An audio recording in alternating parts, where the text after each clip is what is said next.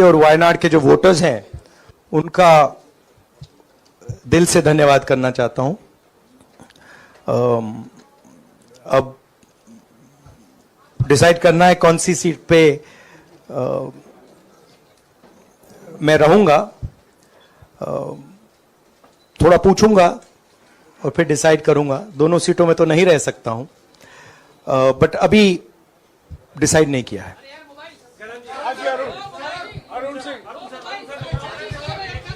राहुल जी, भारत जोड़ो यात्रा के लिए जब आप निकले थे तब से लेके अब तक काफी लंबी यात्रा रही, काफी बीच में उतार चढ़ाव आए। अब 100 का आंकड़ा आपने छुआ है।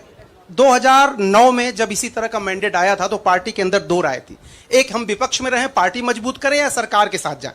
आप सरकार के 2009 में 2009 में हाँ नहीं, 2009 में तो क्या बात नहीं 2009 में दोबारा जब बहुमत मिला था तब एक राय थी कि आप विपक्ष की पॉलिटिक्स करके पार्टी को मजबूत करें। ऐसी कोई राय नहीं थी। ये आपकी रॉन्ग इन्फॉर्मेशन। अब मैं पूछ रहा हूं, अब आपसे पूछ रहा हूं। दो चीज है।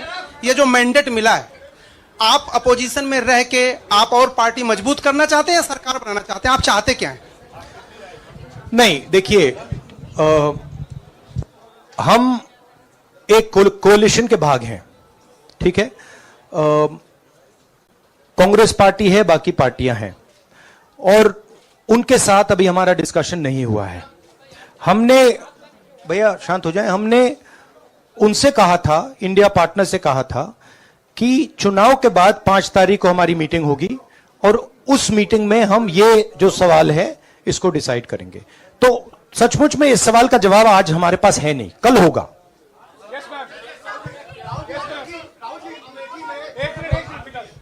राहुल जी, अमेठी में आपके लिए कहा गया कि राहुल गांधी ने अपने पीए को चुनाव लड़ा दिया, अब उन्हीं किशोरीलाल शर्मा नहीं, देखिए, ये बीजेपी ने कहा था। नहीं, देखिए, बीजेपी लोगों को रिस्पेक्ट नहीं करती है और आज उन्हीं किशोरीलाल ने हरा दिया। तमीज से बात नहीं करती है।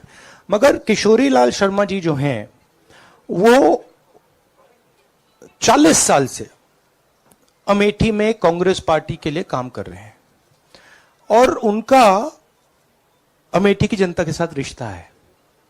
शायद बीजेपी के लोगों को यह बात समझ नहीं आई थी कि किशोरीलाल शर्मा जी अमेठी से बहुत क्लोजली कनेक्टेड व्यक्ति हैं और इसलिए उनकी जीत निश्चित थी। और मैं उनको कंग्रेचुलेट करना चाहता हूं कि अच्छी तरह वो जीते हैं। और उनको बारे में ये कहना कि वो पीए हैं, स्टनो हैं, ये बिल्कुल गलत है, ये ऑफेंसिव है, ये नहीं कहना चाहिए। राहुल जी, मैं मोहित हूं न्यूज नेशन से। सर कहते हैं, आपने एक बात बोली जो मैं इसके जवाब देना चाहता हूं। देखिए, यूपी की जनता से मैं कहना चाहता हूं, आपसे राजनीतिक दल, हिंदुस्तान के इंस्टीट्यूशंस, हिंदुस्तान का जो पूरा गवर्नेंस का स्ट्रक्चर है,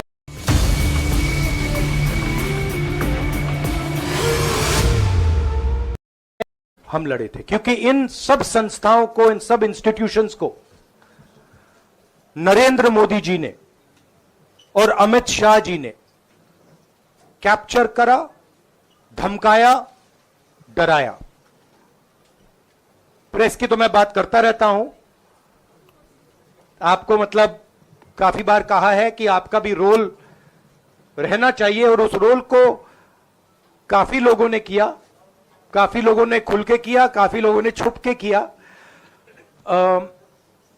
और आपके इमोशंस कहां थे हमें मालूम है।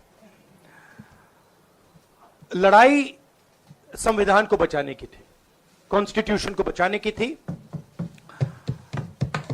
और मैं आपको सच बताऊं तो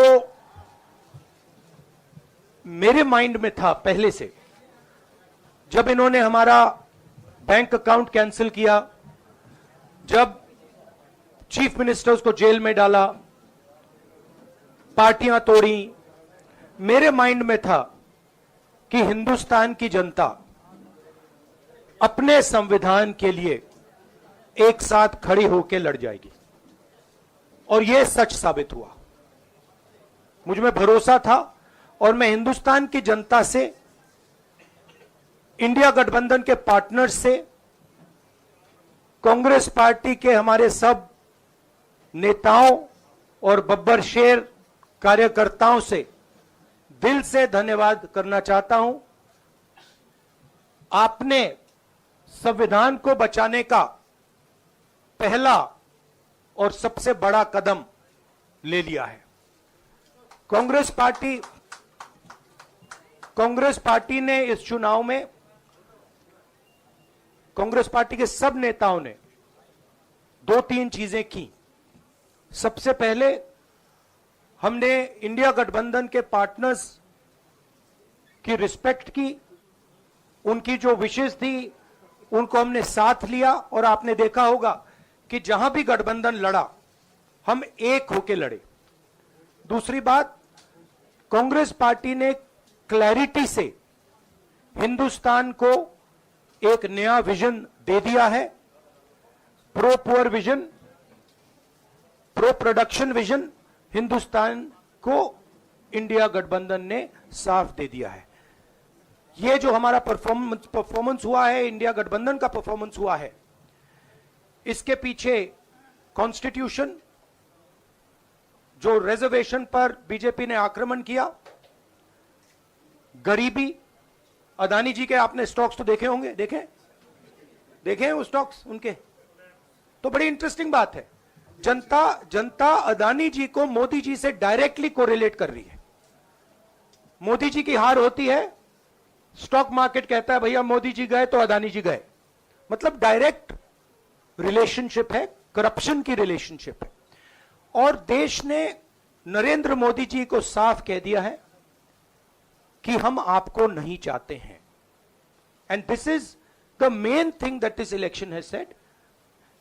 the country has unanimously and clearly stated, we do not want Mr. Narendra Modi and Mr. Amit Shah to be involved in the running of this country. We do not like the way they have run this country. We do not appreciate the way they have attacked the constitution. We do not appreciate the way they have run this country for the last 10 years. So that is a huge message to Mr. Narendra Modi. I'd like to thank everybody who has participated in this election. I am extremely proud of the people of India. I'm extremely proud of the people who have resisted this onslaught on the constitution. और अंत में मैं आपको कह दूं कि इसको बचाने का काम हिंदुस्तान के सबसे गरीब लोगों ने किया है। सबसे गरीब लोगों ने किया है, मजदूरों ने किया है, किसानों ने किया है, दलितों ने किया है, आदिवासियों ने किया है, पिछड़ों ने किया है। इन लोगों ने इस कॉन्स्टिट्यूशन को बचाया है। इस कॉन्स्टिट्यूशन, ये कॉन्स्टिट्यूशन देश की आवाज है। बहुत सारे लोग ने इसको नहीं बचाया, चुप रह गए थे, मगर हिंदुस्तान के सबसे गरीब लोग, सबसे कमजोर लोग खड़े हो गए और उन्होंने इस कॉन्स्टिट्यूशन को बचाया। मैं उनका धन्यवाद करना चाहता हूं, उनसे कहना चाहता हूं कि कांग्रेस पार्टी आपके साथ खड़ी है। जो हमने आपको वायदे किए थे, हम वो वायदे आपके लिए पूरे करेंगे। जाति जनगणना, महालक्ष्मी, ये हमारे वायदे हैं। धन्यवाद। शुक्रिया राहुल जी। अभी 3-4 सवाल सिर्फ हम लेंगे। एक मिनट प्लीज, एक मिनट, शांत हो जाइए प्लीज, शांत हो जाइए प्लीज, शांत हो जाइए, एक मिनट शांत हो जाइए।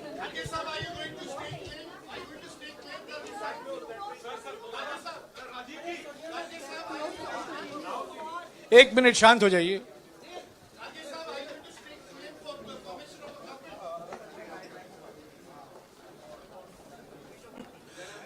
एक मिनट, खरगे जी और राहुल जी आपका 4-5 सवाल लेंगे।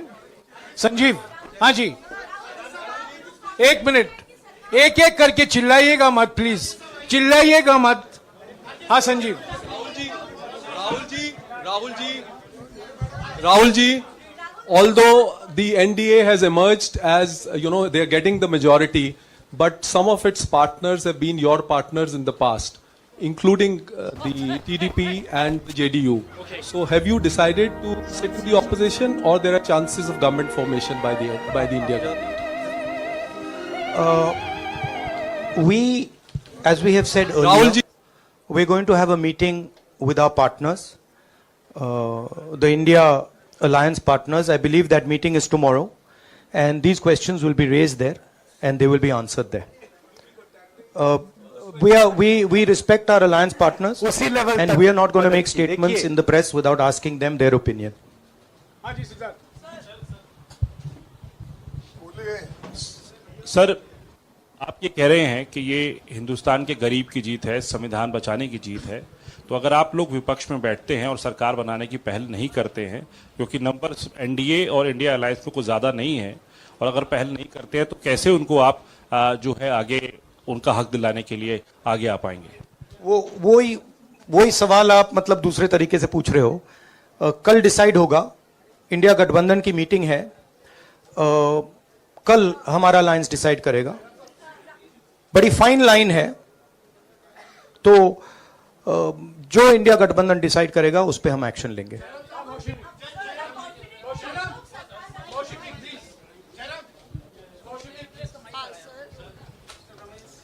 सर, खरगे साहब भी आपसे पूछना चाहते थे कि यहाँ पे बीजेपी में जश्न हो रहा है और उनके हिसाब से एनडीए को मेजॉरिटी मार्क से ऊपर मिला है, तो एनडीए सरकार बना रही है। तो यहाँ पे क्या आपको लगता है कि आपने कहा नैतिक आधार पे प्रधानमंत्री नरेंद्र मोदी को नहीं बने रहना चाहिए, क्या आपको लगता है कि बीजेपी में भी खेमेबंदी होगी इसको लेके, और क्या खुद नरेंद्र मोदी को ये फैसला लेना चाहिए? देखिए, अभी राहुल गांधी जी ने आपके सामने स्पष्ट किया, जब तक हम अपने अलायंस पार्टनर से बात नहीं करेंगे और जो नए पार्टनर हमको जुड़ने वाले हैं उनसे भी किस तरीके से हम बात करके अपने को मेजॉरिटी बना सकते हैं वो देखेंगे। सारे स्ट्रैटेजीज अगर यही मैं बोलूंगा फिर मोदी जी होशियार हो जाएंगे, इसलिए हाँ, जयराम जी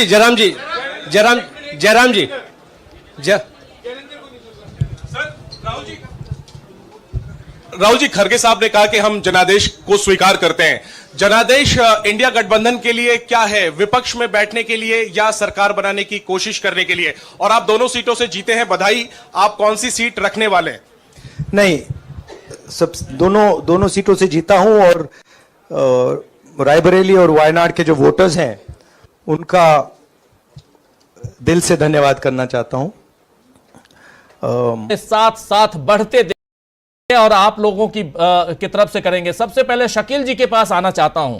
शकील जी, प्रेस कॉन्फ्रेंस देख रहे थे हम लोग, पीली साड़ी में प्रियंका गांधी मुस्कुराती हुई आई, बहुत खूबसूरत दिख रही थी, और दूसरी तरफ राहुल गांधी बहुत स्मार्ट दिख रहे थे, और इन दोनों से स्मार्ट अगर कोई दिख रहा था तो वो थे मल्लिकार्जुन खड़गे। 83 साल उम्र, लेकिन न सिर्फ स्मार्टनेस बल्कि आवाज बुलंद थी उनकी।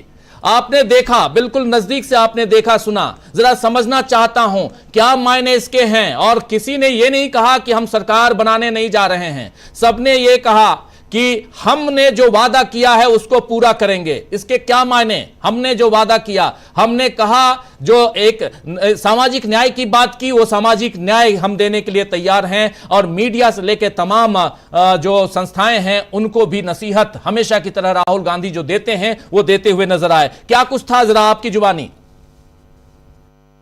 राजीव जी, आज आए क्यों? कहते हैं कि मोदी जी जीत गए, गोदी मीडिया कह रही है। उनका तो रोड शो था, कहीं दिखा नहीं। लेकिन आज अगर कांग्रेस के हेडक्वार्टर में राहुल गांधी, प्रियंका गांधी, खड़गे जी आते हैं, और राहुल की वो मुस्कान आपने देखी है, प्रियंका की वो मुस्कान आपने देखी है, तो वो इसीलिए आए हैं कि वो जीत का बधाई, मुबारक, खुशियां शेयर कर सके। वो जीत भी क्या जीत है जिसको आप अनुभव न कर सके, जिसको आप बांट न सके। मोदी जी को गोदी मीडिया जिता रहा है, लेकिन मोदी जी हैं कहां? एक बार भी आज स्क्रीन पे दिखे? आज कितनी बार कपड़े बदले, कोई बता सकता है? कि सुबह जो पहन के उठे थे अभी तक उसको बदल नहीं पाए। लेकिन राहुल गांधी यहां आते हैं और जो उनकी हंसी है, जो मुस्कुराहट है, वो वही है जो लोगों के दिल को राहत देती है, खुशी देती है। और उन्होंने, आपने सुना ही है कि साफ साफ कहा कि कल हम इंडिया गठबंधन के लोगों के साथ बैठ के, अपने घटक दलों के साथ बैठ के इस बारे में विचार करेंगे। और उन्होंने इस बात के लिए देश को बधाई दी, अपने लोगों को बधाई दी, सबको बधाई दी कि उन्होंने संविधान को बचा लिया, लोकतंत्र को बचा लिया। इसका मतलब कांग्रेस कहीं से नहीं मान रही है, राहुल गांधी कहीं से नहीं मान रहे हैं कि लोकतंत्र, संविधान, कांग्रेस, इंडिया जीता नहीं है। जीत क्या है? जीत ये है कि आज देश में फिर वही माहौल बन गया जहां कोई डर नहीं है, खतरा नहीं है, पुराने अच्छे दिनों की वापसी। नहीं तो आज सुबह तक क्या हाल था? जगह जगह धमकियां दी जा रही थी, आपके खिलाफ FIR कर दी जाएगी, मुकदमे लगा दिए जाएंगे, लोगों को घरों में नजरबंद किया जा रहा था। और अगर कोई ये कह रहा था कि भाई गिनती ठीक से हो जाए, तो उससे कह रहे थे कि आप बवाल करने की कोशिश कर रहे हैं। लेकिन दोपहर होते होते वो सारा माहौल खत्म हो गया। और जैसा कि आप बता रहे थे प्रधानमंत्री की जीत के बारे में, मोदी जी की 1,58,000 कुछ,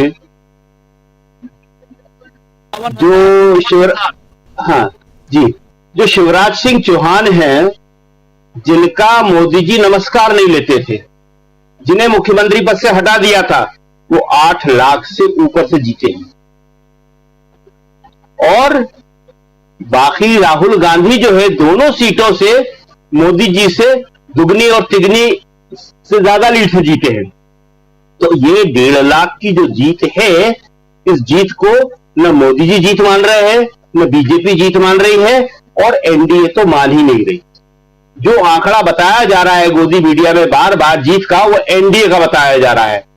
और एनडीए में जो चंद्रबाबू नायडू हैं, जो नीतीश कुमार हैं, उन्हें यह फैसला करना है कि वो सम्मान के साथ रहना चाहते हैं या उस अवस्था में रहना चाहते हैं जहां उनकी कोई हैसियत न हो और कल को उन्हें कभी भी तोड़ लिया जाए या उनके आदमियों को तोड़ लिया जाए, जैसे कि मध्य प्रदेश में तोड़ा गया था और अपनी सरकार बना ली थी, खुद में शामिल कर लिया गया था।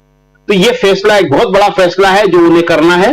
और जैसा कि आप बता रहे थे, बीजेपी साधारण बहुमत से बहुत दूर है और रात तक भी वो दूरी रहने वाली है।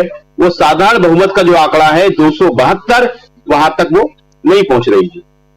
दूसरी एक खास बात आप गोदी मीडिया की कर रहे थे और एग्जिट पोल की कर रहे थे, तो गोदी मीडिया ने तो माफी मांग ली उसके लिए, एग्जिट पोल के लिए। और जो एग्जिट पोल करने वाले साहब थे वो चैनल पे रो रहे थे आंसुओं के साथ, और गोदी मीडिया उन्हें सांत्वना बधा रहा था कि मत रोइए, होता रहता है। अरे भाई, होता कैसे रहता है? एक बार हो जाए, 2 बार हो जाए, 3 बार हो जाए, वो हर बार बीजेपी के पक्ष में ही होता है। अगर होता रहता है तो कभी कांग्रेस के पक्ष में भी तो हो सकता है, वो कभी और किसी पार्टी के पक्ष में भी तो हो सकता है। वो हर बार आप बीजेपी के पक्ष में जो एग्जिट पोल बताते हैं, वो दरअसल जनता को आप उस तरफ प्रेरित करने के लिए बताते हैं। आप उसको अधिकारियों पे एक माहौल बनाने के लिए बताते हैं कि बीजेपी जो जीत रही है इसका समर्थन कर दो। और आज का ये जो रोना है, ये आंसू जो हैं, ये सारे मीडिया को अच्छी तरह देख लेना चाहिए। ये शर्म की बात है कि आज मीडिया को और एग्जिट पोल करने वालों को रोना पड़ रहा है। कल हमने बताया था, आपको सुबह बताया था आज, कि वो मैसेज आए हमारे पास, हमारे ही दोस्त का है, बीजेपी के नेता का, और वो हमने डाल भी दिया था पूरा नाम वाम हटा के उसमें से, कि आज जबरदस्त भव्य जश्न होगा और मोदी जी रोड शो करेंगे। तो अभी हमने मैसेज किया, पूछा कि चुप रहिए थोड़ी देर। हमने कहा ठीक है, 10 साल से चुप और थोड़ी देर रह जाते हैं, कब तक रहना है? कह लगे नहीं ऐसी कोई बात नहीं है, अब माहौल बदल रहा है, अब आप लोग तो वो बोलते ही रहते थे, मजाक कर रहे हैं, लेकिन हम लोगों को भी बोलने का मौका मिलेगा। हमने कहा क्या मतलब? आप तो बीजेपी के नेता हैं, अच्छे नेता हैं, आपको बोलने का मौका नहीं मिलता? फिर आप मजाक कर रहे हैं, सबको मालूम है हम लोगों की क्या स्थिति थी। तो आज की तारीख में बीजेपी के अंदर भी बहुत खुशियां हैं, लोग इसको समझ नहीं रहे, ये आएंगी बाहर।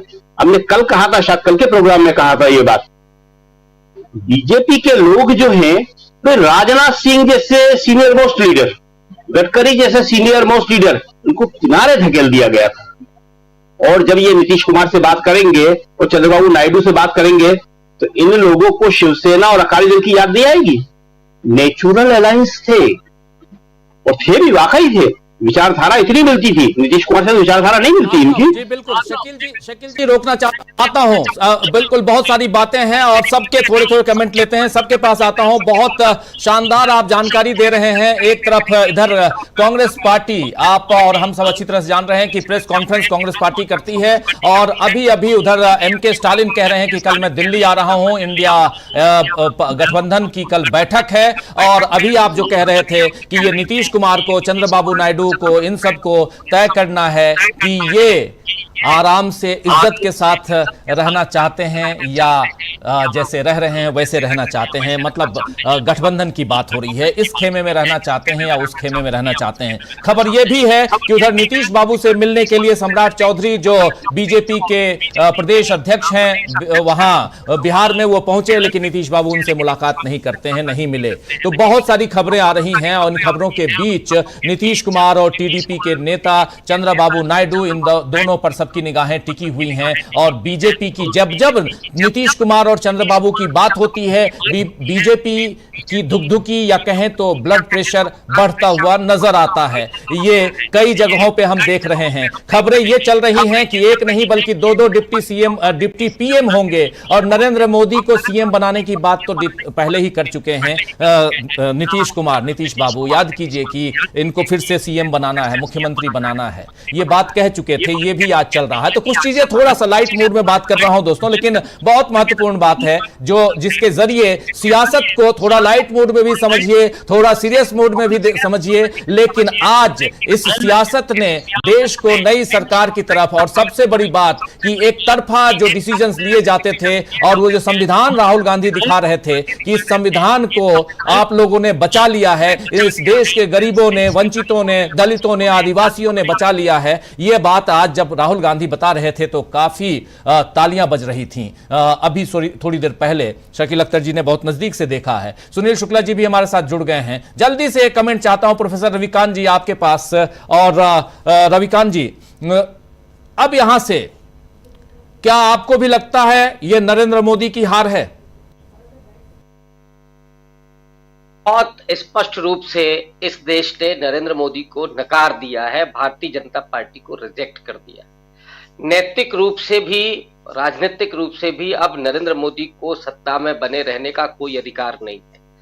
दूसरी बात, जो एनडीए अलायंस है, ये चर्चा हो रही है कि अब क्या होगा, सरकार किसकी बनेगी। जिसकी भी सरकार बनी, जनादेश संविधान बचाने वालों के पक्ष में है। संविधान जो जनादेश है वो नौकरियों के लिए आया है। जो जनादेश है वो अग्निवीर योजना को खत्म करने के लिए आया है। जनादेश किसानों को एमएसपी दिलाने के लिए आया है। और ऐसे ही जो तमाम वादे किए गए विपक्ष के द्वारा, इंडिया अलायंस के द्वारा, ये जनादेश उनके पक्ष में है। और मुझे लगता है कि इसका अपमान कोई नहीं कर पाएगा, चाहे वो एनडीए में बैठा हो, उनके जो घटक दल है। और इसीलिए ये चीजें दिख रही हैं कि इंडिया अलायंस कल सरकार बनाने की स्थिति में होगी। नीतीश कुमार भी, चंद्रबाबू नायडू भी इंडिया अलायंस के साथ आते हुए दिखाई पड़ेंगे। और तीसरी बात, नरेंद्र मोदी का तो बोरिया बिस्तरा समेट दिया है उत्तर प्रदेश ने। 1.5 लाख से कोई बड़ी जीत नहीं होती है। अगर थोड़ा सा ठीक ढंग से अजय राय चुनाव लड़ गए होते, या मैं बराबर जिस बात को कह रहा था और आप सब लोग भी उस बात को कह रहे थे कि अगर प्रियंका गांधी वाराणसी से चुनाव लड़ती हैं तो नरेंद्र मोदी के लिए बहुत मुश्किल हो जाएगी। और आज का ये आंकड़ा बता रहा है कि प्रियंका गांधी ने अगर चुनाव लड़ा होता तो नरेंद्र मोदी वहां से चुनाव हार गए होते, इसमें कोई दो राय नहीं। तीसरी बात, भारतीय जनता पार्टी ने जो भी ये सीटें हासिल की हैं उसमें अगर आप ईडी को माइनस कर दीजिए, इलेक्टोरल बॉन्ड के चंदे को आप माइनस कर दीजिए, उसमें आप जो और कांग्रेस पार्टी के साथ इन्होंने किया है उसको माइनस कर दीजिए, तो क्या बचेगा। चुनाव आयोग की भूमिका को थोड़ा माइनस कर दीजिए, तो आपको स्थिति स्पष्ट हो जाएगी कि भारतीय जनता पार्टी बहुत बुरी कंडीशन में। और अभी भी स्लो काउंटिंग हो रही है उत्तर प्रदेश के कई लोकसभा सीटों पर। अखिलेश यादव ने अभी आरोप लगाया है कि कई जगहों पर हमको हराने की साजिश रची जा रही है। तो तो ये तो अभी भी खेल चल रहा है। और इसलिए मैंने कहा था कि रात को 9 बजे तक इंतजार करना होगा। रात के अंधेरे में कहीं बिजली काट करके और सर्टिफिकेट किसी और को देने की खेल तो नहीं चल रहा है। ये भी चीजें हो रही हैं और मैं समझता हूं कि जनादेश जो है वो सीधे तौर पर इंडिया अलायंस के एजेंडे को मिला है और नरेंद्र मोदी को नकारा गया है।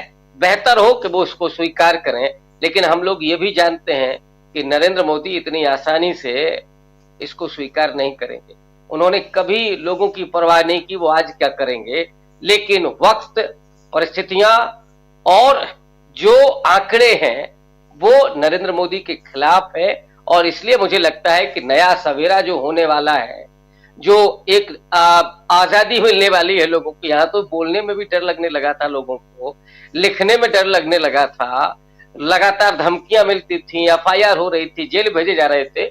उससे मुझे लगता है कि मुक्ति इस देश के लोगों ने दिलवाई है, विपक्ष को अपने कंधे पर बिठाया है और सबसे ज्यादा जो व्यक्ति लोकप्रिय रहा, जिसने अपने एजेंडे को आज भी नहीं छोड़ा, आज भी राहुल गांधी संविधान को लेकर के आए और उन्होंने लोगों का शुक्रिया अदा किया और ये दिखाया अपना कमिटमेंट कि हम संविधान को बचाने के लिए, संविधान की रक्षा के लिए लगातार खड़े रहेंगे, सरकार बने या ना बने।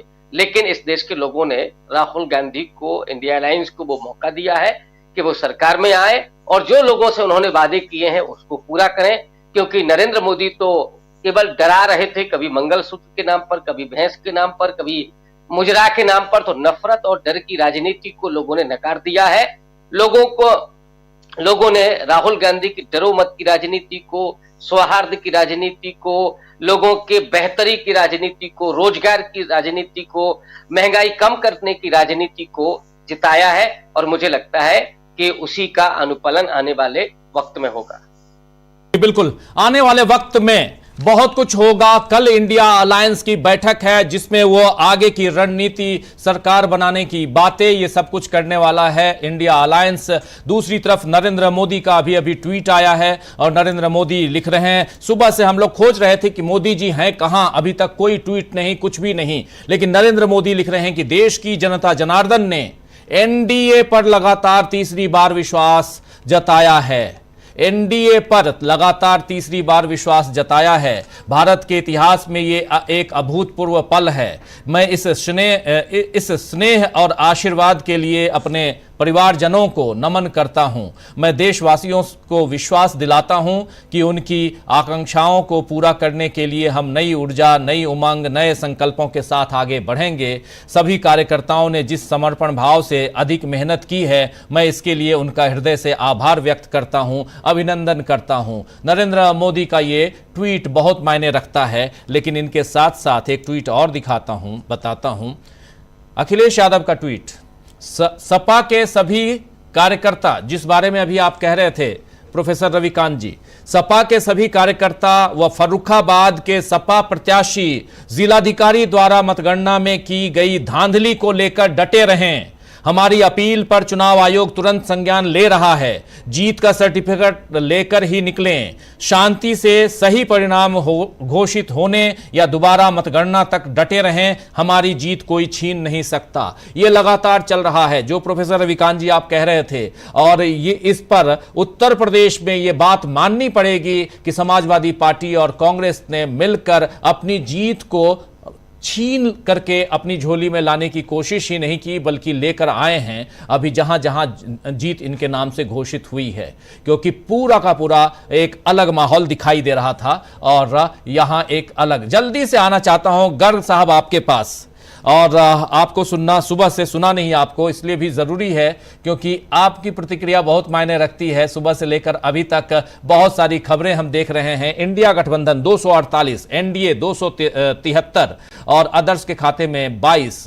लेकिन सबसे बड़ी बात कि बीजेपी को 272 के बाहर नहीं ले जा पाए नरेंद्र मोदी। और हम सबने देखा कि लगातार एग्जिट पोल में 400 के आंकड़े बताए जा रहे थे। 350 से नीचे कोई झुकने को तैयार नहीं था। क्या कहेंगे आप? एग्जिट पोल के कारण राजीव जी, जो छोटे मोटे इन्वेस्टर्स हैं देश के, 30 लाख करोड़ रुपए का नुकसान हुआ है। आप कल्पना कीजिए कि शेयर मार्केट जो आज गिरा है करीबन 6000 पॉइंट, 30